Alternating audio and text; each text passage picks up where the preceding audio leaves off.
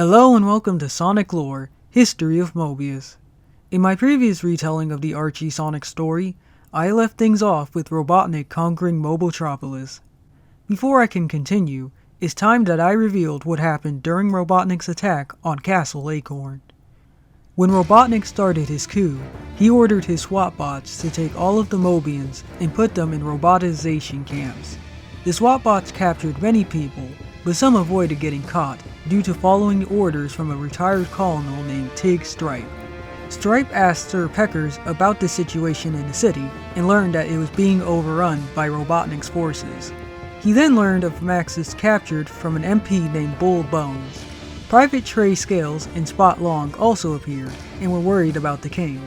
Before they could come up with a plan to save Max, a SWAT bot suddenly attacked them. The SWAT bot was quickly dealt with by Trey and Bull. Just as Stripes was thinking of the team's next course of action, Sonic suddenly appeared. Sonic told Stripes that he got separated from everyone during the attack and didn't know what to do.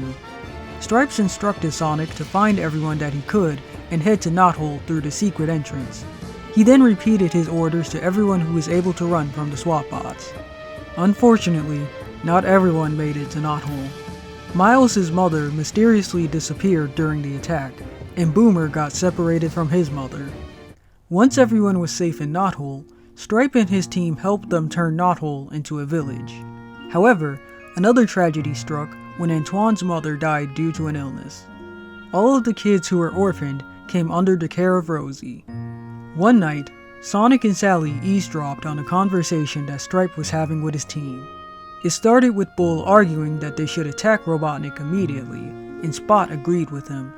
However, Pecker disagreed with them since they didn't have an army or the resources to take on Robotnik. Stripe gave his opinion on the matter by saying that the group would do both things. He then gave a rousing speech about taking down Robotnik and stated that they would defeat him by forming a hit-and-run unit ops. After everyone agreed with Stripes' plan, he named the group the Freedom Fighters. The Freedom Fighters disrupted Robotnik's plans by taking out his SWAT bots or raiding and destroying his factories. They also rescued Sonic from being captured by SWAT bots when he was 7. As they continued their cause, Stripes had Pecker spread the word to every free person across Mobius to organize themselves as Freedom Fighters to fight against Robotnik. Later on, when Stripes was playing with Sally, Pecker suddenly barged in. While Julayla and Rosie were leaving with Sally, Stripes asked Pecker what he had to tell him. Peckers informed him that the mission team had found out where Robotnik exiled Max. Sally overheard their conversation and was upset to hear that her father was in danger. She begged Stripes to save her father, and he promised her that he would. Stripes and his team found out that Max was sent to the Zone of Silence and that the portal to the zone was in Robotnik's HQ. They snuck into Robotnik's base through a ventilation shaft and got into the room where the void was. Before they can initiate their plan to save Max, Trey opened up the door for Robotnik. The team was shocked by Trey's betrayal, but Trey stated that it was in his nature to betray others. Stripe asked Robotnik what he planned to do with them. Robotnik stated that he made modifications to the room they were in and wanted to test it out. He then grabbed Trey and threw him in the room with his former comrades. Trey was shocked that Robotnik had betrayed him, but Robotnik repeated what Trey had said to his team just moments ago. Robotnik activated the roboticizer, thus turning the Freedom Fighters into robots. He then opened the void and sent Stripes and his team to the Zone of Silence. No one knew what happened to the Freedom Fighters, so they assumed that they fell in battle.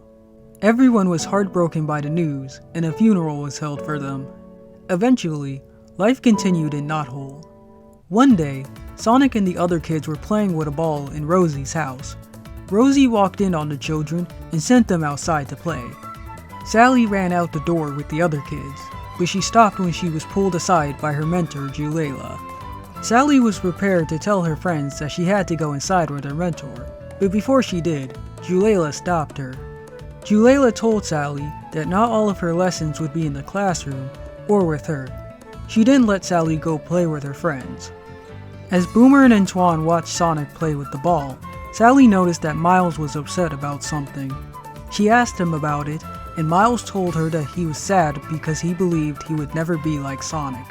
Sally tried to cheer him up by listing out everyone's skills. Sonic jumped into the conversation and pointed out that Miles was unique due to his two tails. He then used his speed to propel Miles into the air, causing him to fly.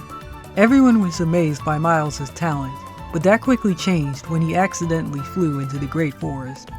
The kids were able to track where Miles had landed thanks to the sextant that Boomer made. Boomer tried to tell everyone about his inventions, but Sally cut him off and said that she heard something coming from the hollow tree stump. Everyone gathered at the stump and heard Miles' voice coming from below. They tried to make out what he was saying, but they couldn't understand him at first.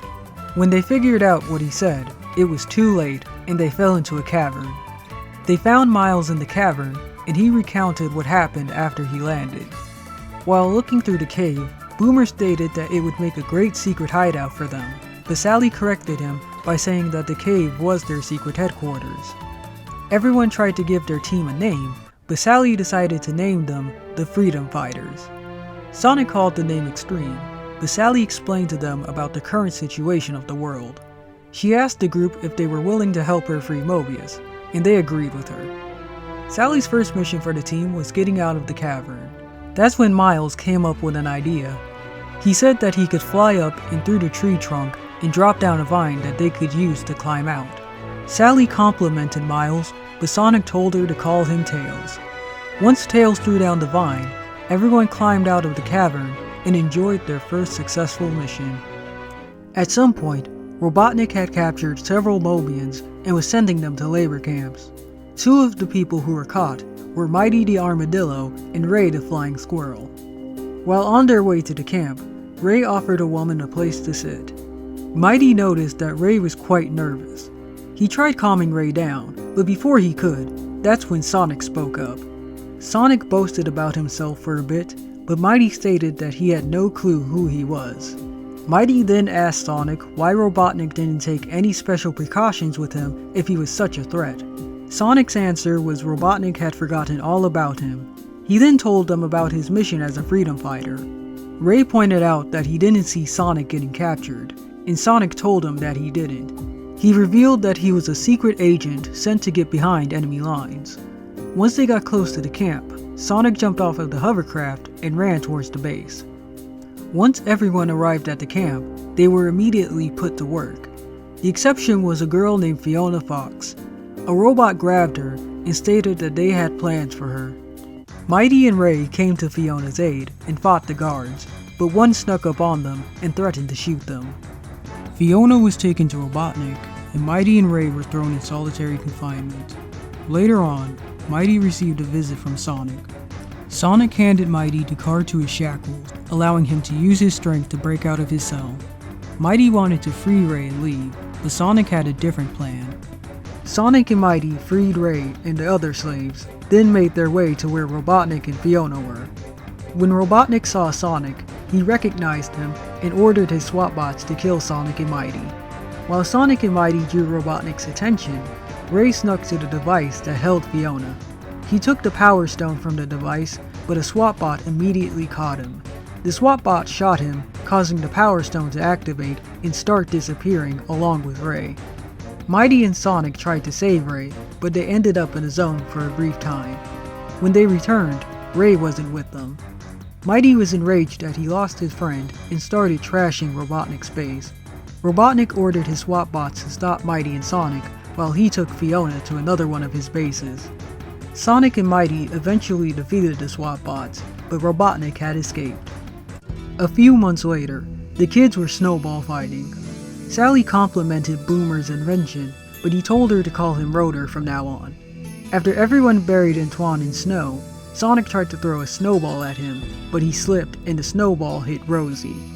Rosie scolded Sally, causing her to cry.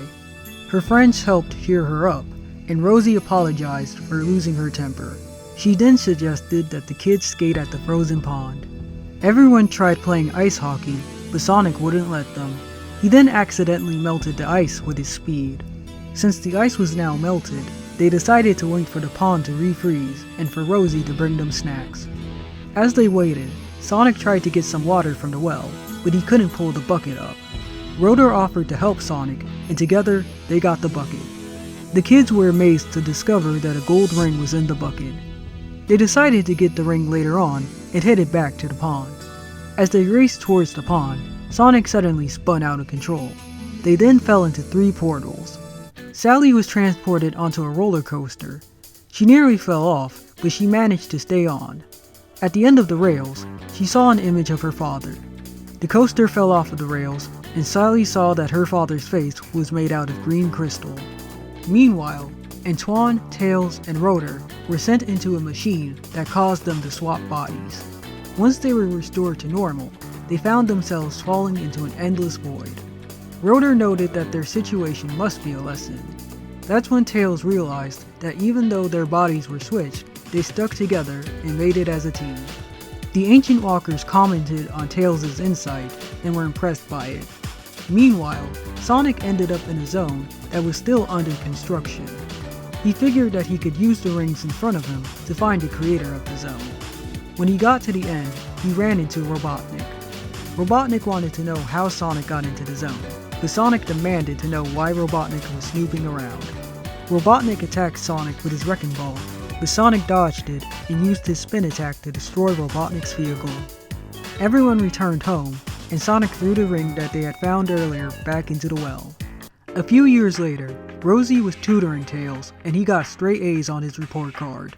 Sally and Rotor complimented Tails on his results, and Antoine gave him a badge as a gift.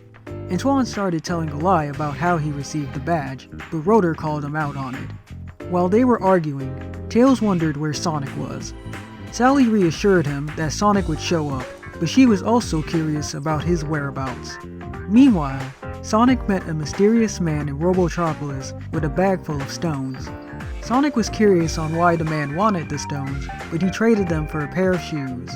Sonic then noticed that he was late and headed back to Knothole, unaware that the man he had just met was Tails' uncle Merlin.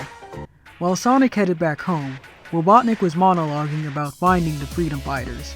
Snively asked Robotnik how he planned on finding them. Robotnik answered Snively's question by revealing his latest creation, the Time Immobilizing Ray. Robotnik stated that the machine could freeze all Mobians in the beam's path, thus allowing him to capture them with no effort. When Robotnik said he wanted to test the machine, Snively offered to do it, but Robotnik told him that only his robot minions were allowed to do it until Snively proved himself. On Robotnik's orders, Cluck fired the beam at the Great Forest, and Sonic saw the beam fly overhead. When Sonic arrived in the Great Forest, he noticed that the people around him weren't moving. He initially assumed it was because he was moving too fast, but he realized he was wrong when he arrived in Knothole and saw that everyone was frozen. Sonic figured out that the situation was one of Robotnik's plans. He then set off to rescue the villagers outside of Knothole and stop Robotnik. When Sonic arrived in the Great Forest, he found Robotnik and witnessed him capture some Mobius. He became concerned for the people in Knothole when he saw Robotnik head for the Great Oak Slide. Sonic gained an idea to stop Robotnik while he was hiding Tails' present. Snively found Sonic standing still and sent him to Robotnik. Inside of Robotnik's base, Sonic was placed on a pedestal. Robotnik started monologuing about his plans to conquer Mobius and the galaxy. Suddenly, Sonic jumped off the pedestal and revealed that he had tricked Robotnik, while also pulling on his mustache. Sonic then pressed all of the buttons for the immobilizing ray, causing it to reverse the beam's effects.